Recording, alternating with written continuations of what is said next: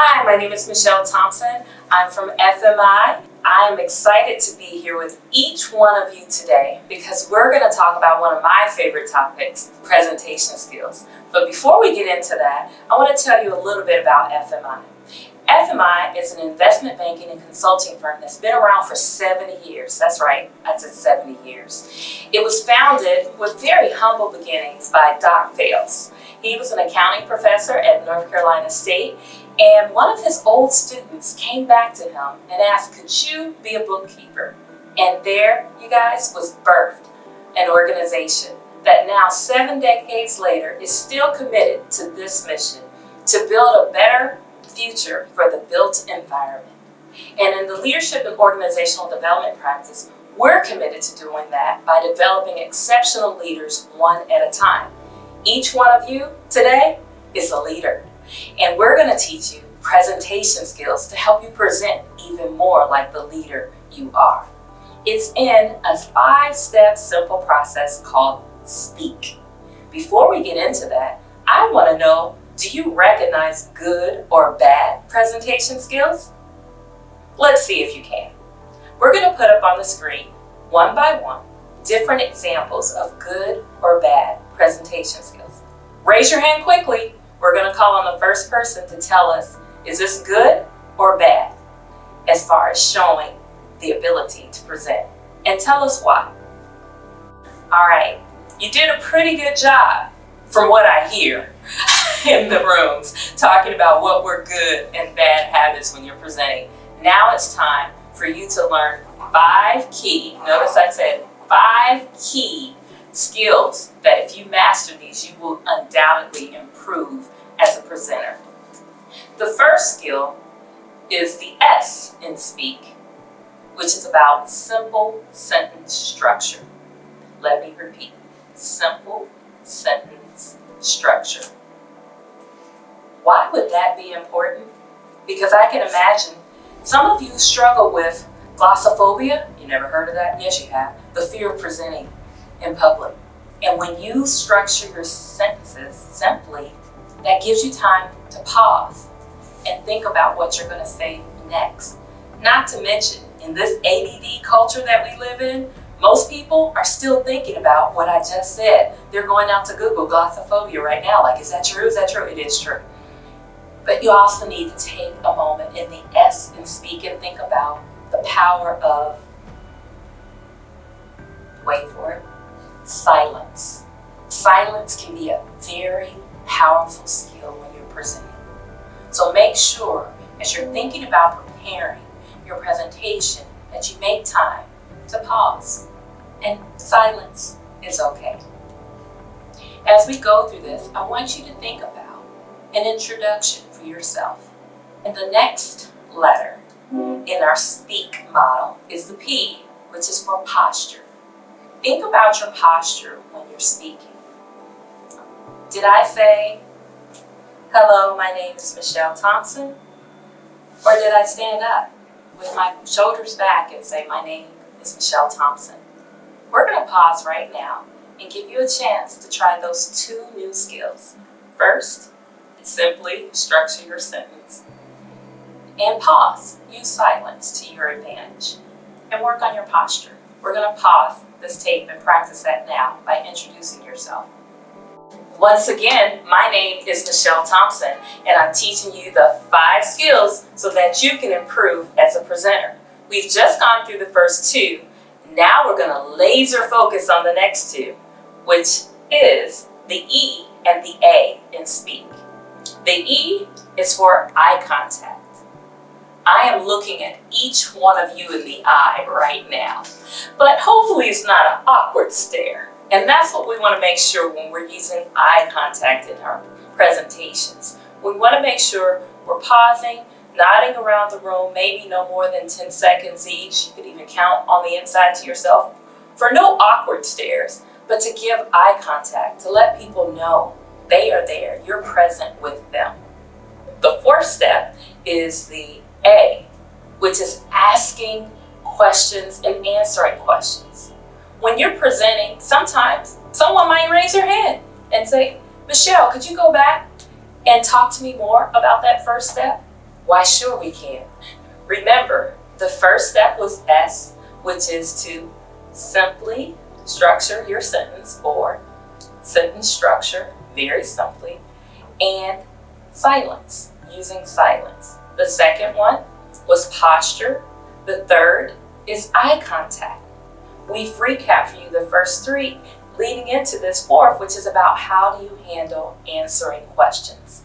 Make sure if someone has a question, you redirect them and always focus them back on your key points. Make sure they feel heard by nodding your head, giving them eye contact, and saying yes. That's important. However, I want to make sure we cover these 5 skills in becoming a better presenter. That's how you handle answering a question for an audience. But how do you handle if you want to ask a question? Great question, right? I hope you know that it's power when you can get everyone to either nod in agreement or nod in no agreement. That means when you ask a question of your audience, make sure it's something everyone generally will answer the same way. For example, don't you wish it was 90 degrees today and we were all headed to the beach right after this ACE presentation? Everyone's nodding, hopefully yes, if you like the beach and you like hot weather.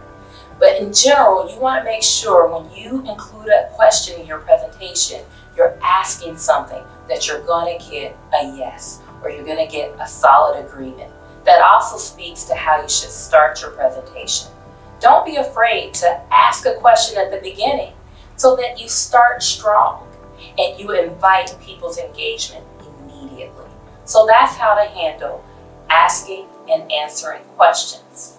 So for this next practice, you've introduced your name and you've shown your posture. Now we want you to practice using good eye contact and tell people one reason why you're passionate about this ACE project this year. Tell us why that's important to us, and even use a question. Great job practicing from what I hear. Now we're on to our 5th and final step in improving as a presenter, and it's the letter K. K is for how are you going to keep it moving forward. That means your presentation should always be presented in a manner that's going forward. If you have a tendency to move when you're presenting, practice moving forward. If you have a visual in your presentation, make sure you're not turning all the way around to look at it. You want to keep yourself facing forward to your audience because you want people to move forward and say yes to your presentation, right? Then you want to make sure you're keeping it moving forward. Now it's time to put all 5 skills together. We want 3 volunteers from your room to state your name, why you're passionate about this ACE project, and invite a question from the audience and practice keeping it moving forward.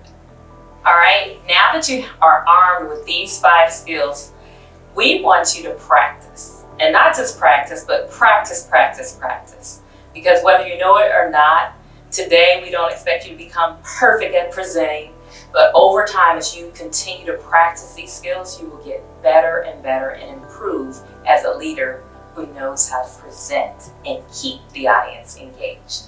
Now I'm going to turn you over to my colleague Teddy, because he's going to introduce you to a tool that's very helpful to use while you're practicing. Thank you, Michelle. As she said, my name is Teddy Canary. I'm also an FMI leadership consultant. And Michelle gave you some great tools and some great core things about what makes a great presentation. She also talked about the importance of practice. What I'm going to talk about is what makes great practice, which is the art and the ability to give great feedback. Our feedback model has 4 parts: observation, affect, understand, and plan. The first step is observation. And it's important when making observations about a piece of feedback that you want to give that you understand the difference between observations and judgments. Observations are noticing what is. It's something that cannot be disputed. An example is, it's raining outside. A judgment places a label of good or bad. An example there is, this weather stinks. When you're giving great feedback, it's important to focus on observations as opposed to judgments. Let's take a few minutes and talk about making observations when it comes to your great presentation. Thank you. Now that you've talked about making great observations, let's talk about the next part of the feedback model, which is effect. Once you make an observation about something that someone has done, you need to talk about what impact did that make on the presentation or whatever else you're practicing. An observation without feedback doesn't give anyone a chance to make improvements or continue to do something that's really great. So now, think about the best presentations from Michelle's section and talk about at your tables and with the group what made that presentation so great. What were the observations that you made and how did that affect the quality of that presentation? Okay, now you've observed something and you understand the effect. The next step is to try to make it better. That gets us to the last two parts of our feedback model. Understand and plan. The first step is to understand what about the observation that you made can be improved. Why did you do it this way?